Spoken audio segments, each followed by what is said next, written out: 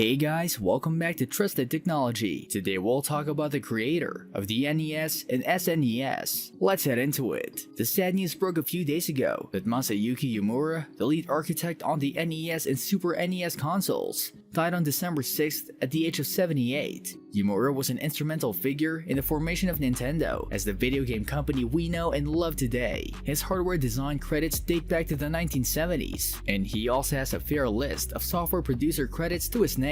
It's no exaggeration to say that millions of players across the world have his engineering skill and expertise to thank for the systems we played in our youth and the great memories we formed with them. Born in 1943, Yamura grew up in post-war Japan and developed an interest in playing with and constructing his own toys from a young age, partly due to the scarcity of new products available in the years following the end of World War II. He studied at the Chiba Institute of Technology, and upon graduating, he began his career at Sharp Corporation before eventually joining Nintendo in 1972. Thanks to his relationship with Gunpei Yokoi, the two met and worked together while Yokoi was investigating Sharp's technology for use in light gun games in the early 1970s, and Yamura evidently impressed Nintendo's chief designer at the time. Primarily a toy manufacturer in those days, Nintendo's design process was naturally different to Sharp's. His first projects at Nintendo involved the creation of more complex electronic toys which existing staff lacked the technical know-how to design. The company had previously focused on producing Hanafuda, a type of playing card, and simple toys such as Yokoi's famous Ultra Hand. As part of the newly formed R&D department, Yamura produced several light gun products such as Laser Clay Shooting System and the original Duck Hunt, before ultimately being made head of Nintendo R&D 2. Yokoi's R&D 1 would focus on arcade development, and Yamura's division would develop game consoles, beginning with the Color TV game series. It was with these consoles that Yamura expanded his knowledge and began forming more ambitious hardware plans for a cartridge-based system. It took much experimentation and observation for Nintendo's first cartridge-based console ideas to coalesce into a concrete project. The design would ultimately take inspiration from Yokoi's Game & Watch handheld line, the success of which had reduced Yamura's team size as his staff were reassigned to Yokoi's handheld division. Although, as he told Kotaku, rivalry between the two men wasn't an issue. Nintendo president Hiroshi Yamauchi knew that Game & Watch's success wouldn't last forever, and with one eye presumably on Atari's VCS, he called Yamura in 1981 and greenlit the cartridge-based home console project that would become the Famicom. The directive for this home console included designing hardware capable of running a solid port of Donkey Kong, Nintendo's biggest arcade hit. Yamura spent time disassembling and studying rival devices to understand how they functioned and, critically, how they could be improved. Complicating matters, there was a semiconductor shortage at the time. Sound familiar? And an attempt to collaborate with his previous employer Sharp fell through. An existing relationship between Yamura and the chief designer of tech manufacturer Ricoh led to a partnership which not only enabled Nintendo to get its Famicom chips manufactured, but also benefited the project in other ways, as Ricoh employees were eager to work on Donkey Kong. It seems like the engineers at Ricoh were starving for the challenge of working on some new technology, Yamura told Iwata.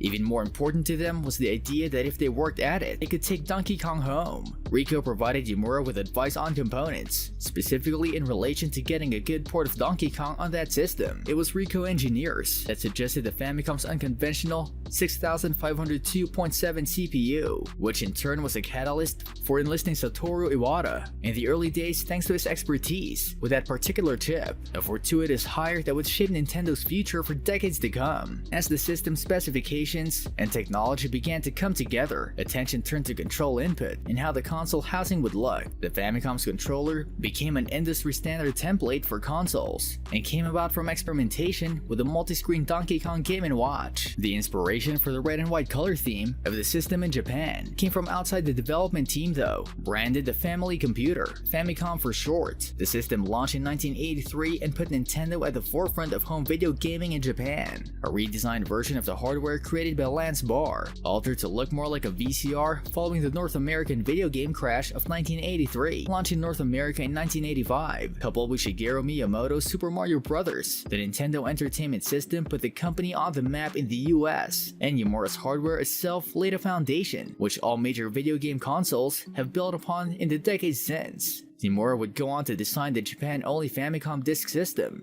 and the Satellaview add-ons, and was a producer on various software releases in the mid-80s, including many of the black box NES titles such as Ice Climber, Wolf, Tennis, and of course Donkey Kong. He would also be responsible for the 16-bit successor to the Famicom, the Super Famicom. The SNES would get a cosmetic redesign in North America, but the base hardware is more or less identical across regions, as opposed to the more obvious differences between NES and Famicom. The refinement and elegance of the SNES design, both inside and out, makes it a treasured favorite for retro gamers. And while your preference for the Japan-European version of the boxier North American console will likely depend on what you grew up playing, Masayuki Yomura once again turned out a stunning and iconic piece of mass-market technology and an incredible canvas on which game designers could experiment and create. What do you think about the founder of NES and SNES? Let us know in the comment section. This brings us to the end of our video. I hope you enjoyed it. Like if you did, and don't forget to subscribe to our channel so that you don't miss any of our videos in the future. Also, watch the 2 videos that are on your screen because I'm sure you'll love them.